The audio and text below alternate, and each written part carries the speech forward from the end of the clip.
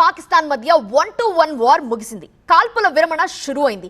ఇక పాకిస్తాన్ ని ప్రపంచంలో ఒంటరిని చేయటమే లక్ష్యంగా దౌత్య యుద్ధం మొదలుపెట్టింది ఇండియా. ఇందుకోసమే ప్రత్యేకంగా ఎంపీలతో 7 టీమ్స్ ఏర్పాటు చేసి వరల్డ్ వైడ్ టూర్ కి స్కెచ్ చేసింది. పాకిస్తాన్ ని దోషిగా చూపించడమే లక్ష్యం. వీళ్ళందరి ప్లాన్ ఆఫ్ యాక్షన్ ఏంటి? ఎలా మొదలు పెడతారు? ఎలా ముగిస్తారు?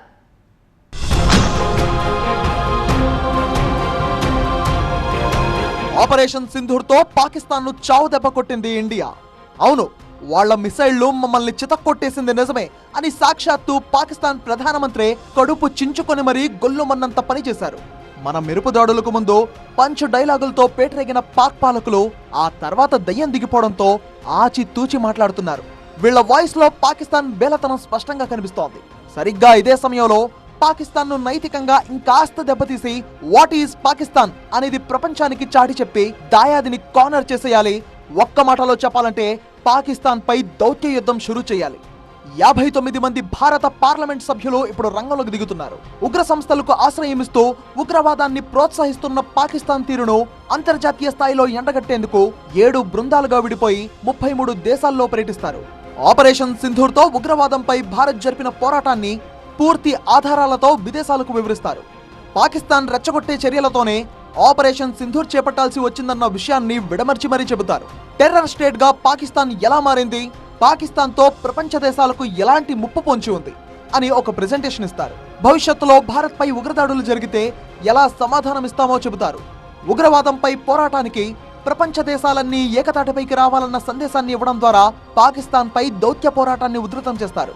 ఈ నెల 22వ తేదీన విదేశాలకు బయలుదేరి జూన్ 1st వీక్ లో ఇండియాకు తిరిగొస్తారు. ఇందుకోసం 10 రోజుల డిప్లొమాటిక్ టూర్ ప్లాన్ కూడా సిద్ధంగా ఉంది.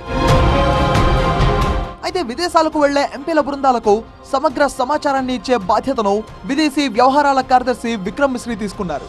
ఇందులో భాగంగా పార్లమెంట్ హౌస్ లో 2 దశల్లో ఎంపీల బృందాలకు స్పెషల్ క్లాసులు తీసుకుంటారు. ఫస్ట్ ఫేజ్ లో సంజయ్ ఝా, కనిమోళి, శ్రీకాంత్ షిండే నేతృత్వంలోని టీమ్స్ కి మే 20వ తేదీన ప్రెజెంటేషన్ ఉంటుంది. ఈ 3 బృందాలు మే 23లోగా విదేశీ పర్యటనకు వెళ్తాయి. ఇక మే 23వ తేదీన శశి థరూర్, రవిశంకర్ ప్రసాద్, సుప్రియా సూలే, బైజయంత్ పాండా నేతృత్వంలోని మిగిలిన 4 బృందాలకు సమాచారం ఇస్తారు. మే 25లోగా వీళ్లు విదేశీ పర్యటనకు వెళ్తారు. 10 రోజుల పాటు విదేశాల్లో పర్యటించి జూన్ మొదటి వారానికి తిరిగి భారత్ కు చేరుకుంటారు. మొత్తం 59 మంది ఎంపీల్లో 20 మంది బీజేపీ వాళ్లు, 3 మాత్రమే కాంగ్రెస్ సిట్టింగ్ ఎంపీలు, ఏ సభలోనూ సభ్యత్వం లేని ప్రతిపక్ష నేత గులాం నబీ ఆజాద్, మాజీ కేంద్ర మంత్రి ఎంజే అక్బర్, కాంగ్రెస్ సీనియర్ నాయకుడు సల్మాన్ ఖుర్షిద్, మాజీ ఎంపీ ఎస్ఎస్ అహ్లూవాలియాకు సైతం ఛాన్స్ ఇచ్చింది కేంద్రం. బీఆర్ఎస్, జనసేన, వైసీపీ సభ్యులకు భాగస్వామ్యం లేదు. తెలుగు రాష్ట్రాల నుంచి 4గురికి అవకాశం లభించింది.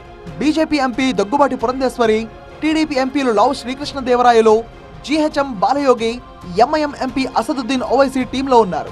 ఉగ్రవాదంపై జీరో టాలరెన్స్, ఇదే ఇండియా పాలసీ అనే బలమైన సందేశాన్ని ప్రపంచ దేశాల దృష్టికి తీసుకెళ్లడమే వీళ్ల డ్యూటీ. ఇప్పటికే ఆర్థికంగా, వాణిజ్యపరంగా ప్రపంచ దేశాలతో సంబంధాల పరంగా కూడా పాకిస్తాన్ ని కార్నర్ చేస్తోంది భారత్. ఇప్పుడు ఈ దౌత్య యుద్ధంతో పాకిస్తాన్ ఒరిజినల్ ఫేస్ ప్రపంచానికి మరింత క్లియర్ గా అర్థమయ్యే ఛాన్స్ ఉంది.